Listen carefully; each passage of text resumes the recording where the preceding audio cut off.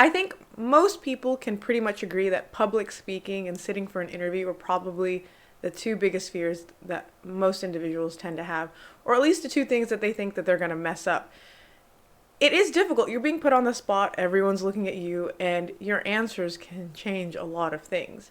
But if you have a good idea of what you can expect and just generally how you can frame your answers, it does make the process much easier. So let's talk about these 10 top tips about how you can nail your NHS Jobs interview.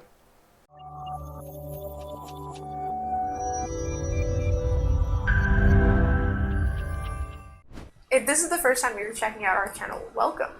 Basically what we do is we run a website that's totally free known as roadtok.com, and it will explain the ins and outs about everything related to the United Kingdom and what it takes for you to work as a doctor in the NHS.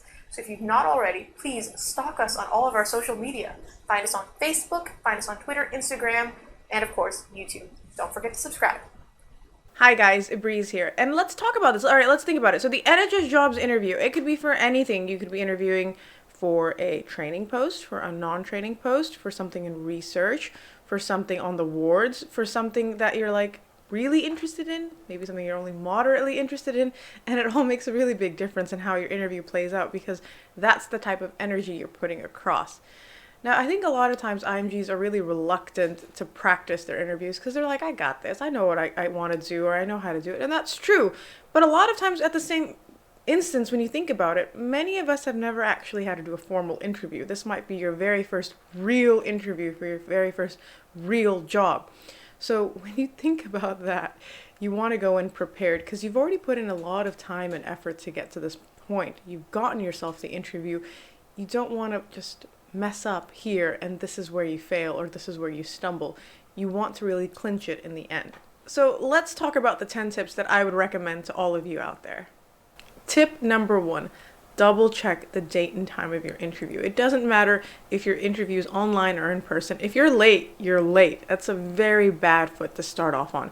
A lot of international doctors since the pandemic and since a lot of these interviews are being done online have been back home when they've been doing their interviews and they neglect to check what time zone is this interview being taken in.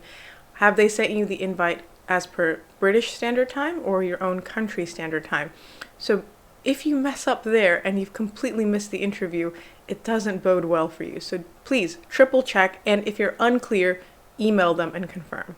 If on the offhand, you get to the interview, you're sitting there, you know you've got all the time and everything right, but nobody's there, give them about 10 minutes and then drop them a line and say, listen, I'm here, just wondering if everything's all right, or something along the lines of, perhaps you guys are busy, but just to let you know that I'm waiting, and that's fine.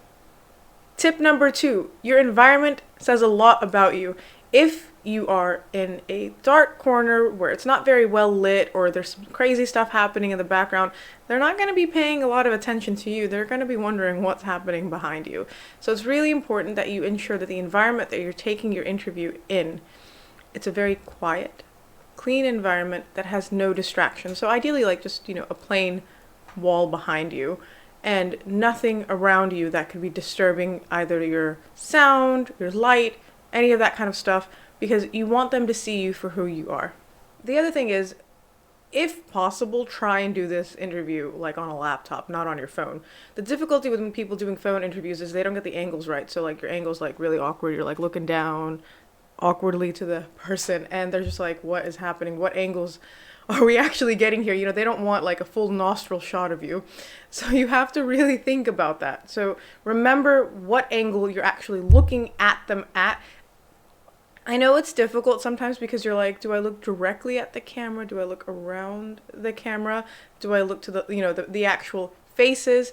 That's okay. They can generally ascertain where you're trying to look, but it's just when obviously, they can't see you very clearly or it doesn't seem like you're meeting anyone's eye line when the problems start. The third tip, please make sure all your equipment is working the day of your interview. So like a day or two in advance, make sure your microphone actually works. Do a test run, maybe if it's on Zoom, if it's on Teams or whatever, call someone, call a friend and see if everything works. The camera's connecting, the microphone's connecting. You don't want to be in a situation where you get to the interview and you realize, oh my God, my microphone's not actually connected or the microphone doesn't actually work, because again, it doesn't look very good. And this is something that you should have checked ahead of time. So make sure all of those things are working before you actually appear in your interview. The fourth tip, answer the question that's being asked of you. We get really excited. We get like verbal diarrhea. We want to tell them everything.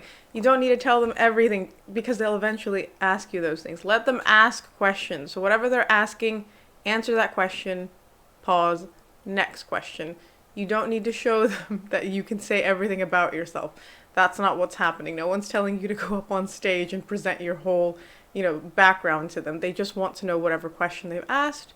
Answer that question, see what the follow-up is, proceed. So in that vein, for the fifth tip, don't tell your life story. Be concise, guys. Be concise. When you think about the two things, all right, answering the question and being concise, you realize you're getting to the crux of the question.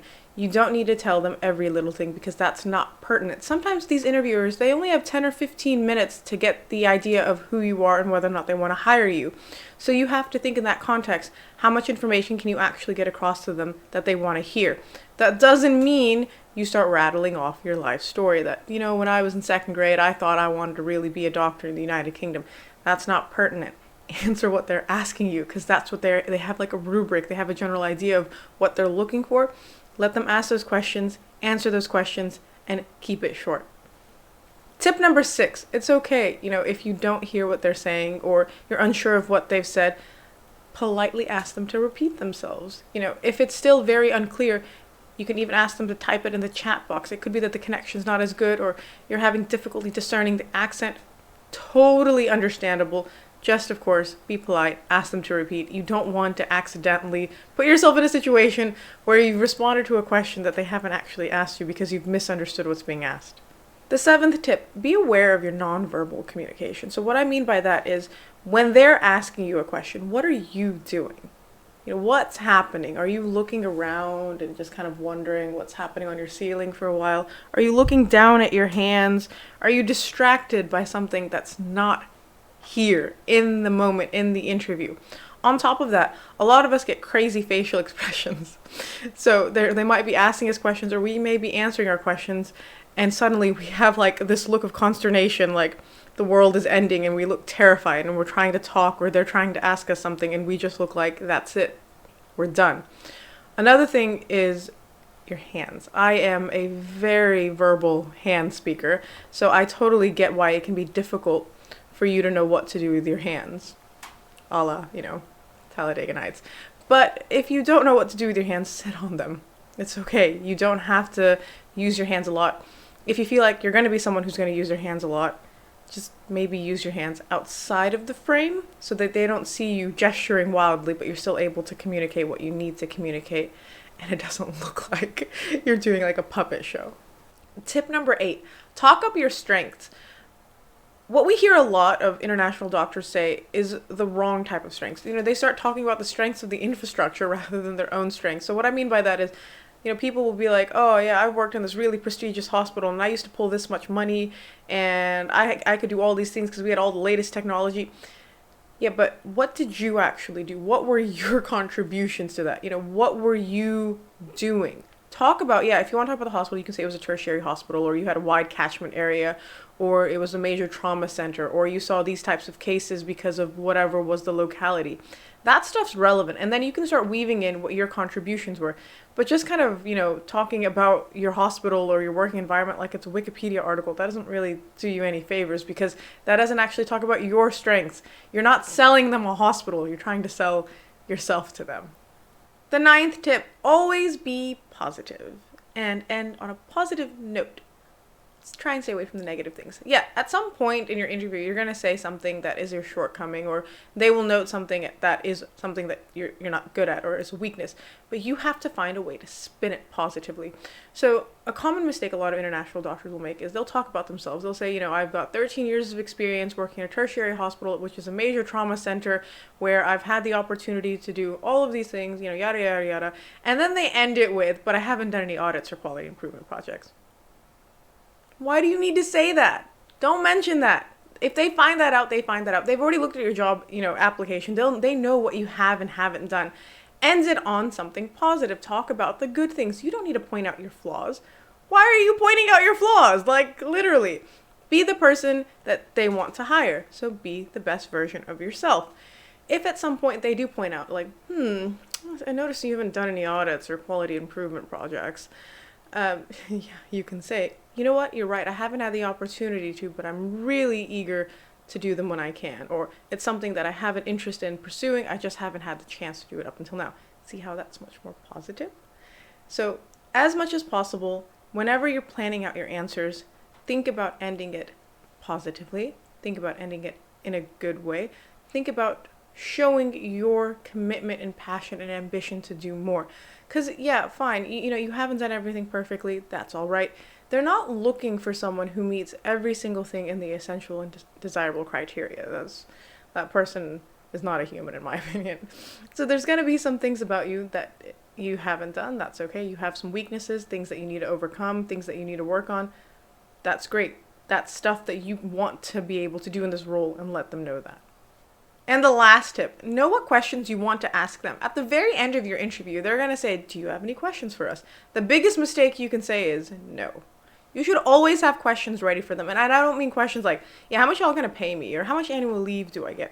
That stuff, for the most part, you should already know. That'll be in your job description, person specification. You'll get that in your contract. You can always speak to HR about it later on, or rota. The things that you need to know about things that you actually need in terms of your progression, stuff that will affect your training, things about your portfolio, what kind of learning opportunities do you have that this job will actually afford you? What is there that they're giving you? You shouldn't take a job just because somebody's offered you an interview. You need to see if there's quid pro quo. You're putting something in, you're getting something out. So remember, frame those questions for the very end, and remember to ask them. On top of everything, guys, remember, practicing is very important. If you think you're not doing very well because you keep forgetting everything and you feel like you need to practice as much as you can, but don't also get into the position where you come across as very canned or forced, that you're just saying things because you've memorized them. That's never a good way to go about these kind of interviews. So in the description box, we have linked an article where you can read more about how you can prepare for the interview. We do also offer mock interview sessions if you want to book in with us in our personalized guidance sessions, in case you feel like you've done everything, you just want to have a dry run and see how it actually goes. But until next time, please continue to follow us on Facebook, Instagram, and Twitter. Subscribe to our YouTube channel, check out our forum and our newsletter, and we will see you soon. Bye.